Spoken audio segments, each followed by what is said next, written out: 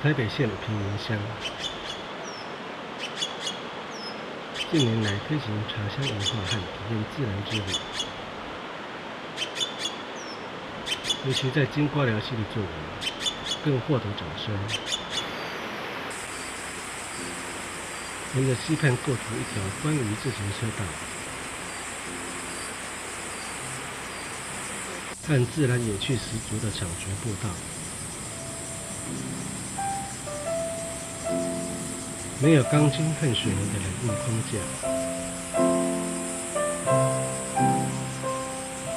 只有浓浓的自然环绕。蓝天绿荫的潺潺溪流，眼中的色彩比霓虹更艳丽，耳中的音乐更是天籁。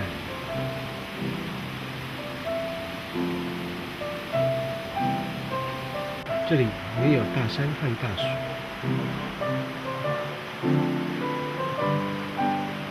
却是你家的后花园。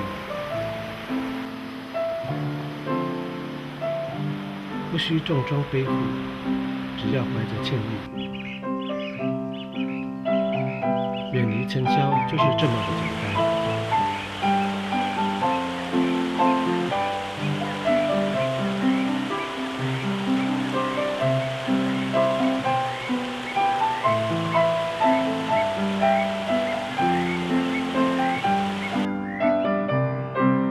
踩着踏板而行，早已经是全民运动。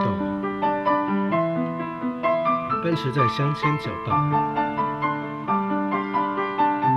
遇着风的感觉如此的轻松，随意停歇，看看溪中的荷花，悠游自在。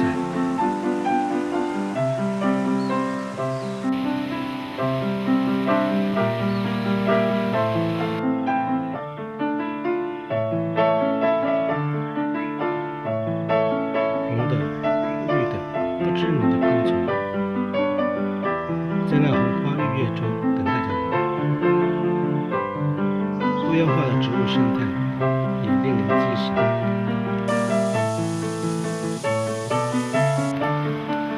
在这里的植物多达600余种，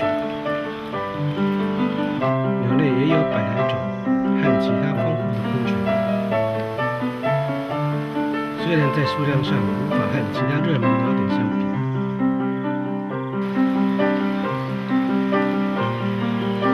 却是我连续观察多年的秘密景点。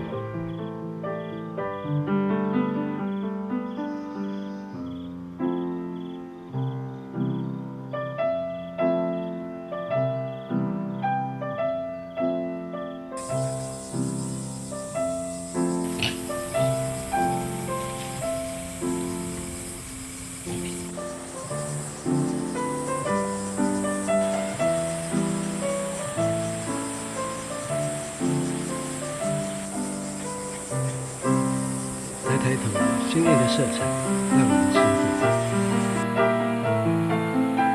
国宝级的台湾蓝雀族群稳定，漂亮的长长尾羽摆荡在绿色弧度间，美丽高雅，所以常有香雅的美。因此，在以往常常是猎人的最爱。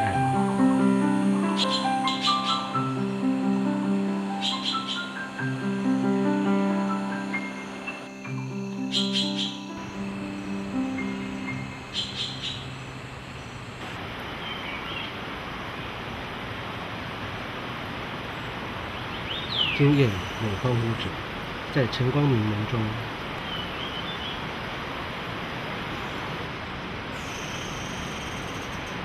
红与黑极致的色彩，就是它朱鹂，是台湾特有种，珍贵稀少的保育物。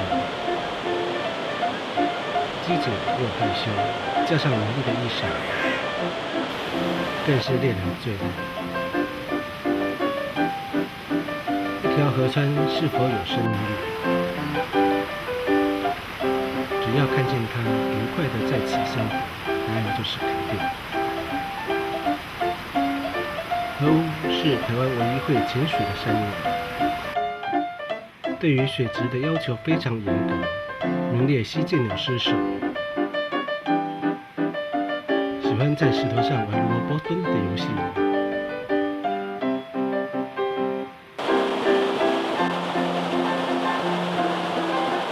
一身的暗红色，没有华丽的色彩，但却深得我心。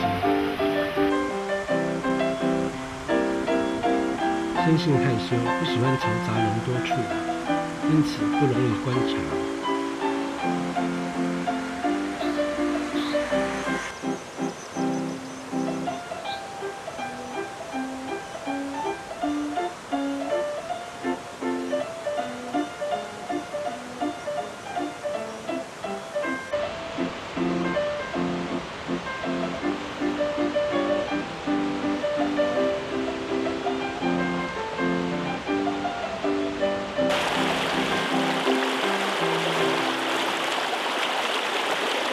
青色水东活泼又可爱，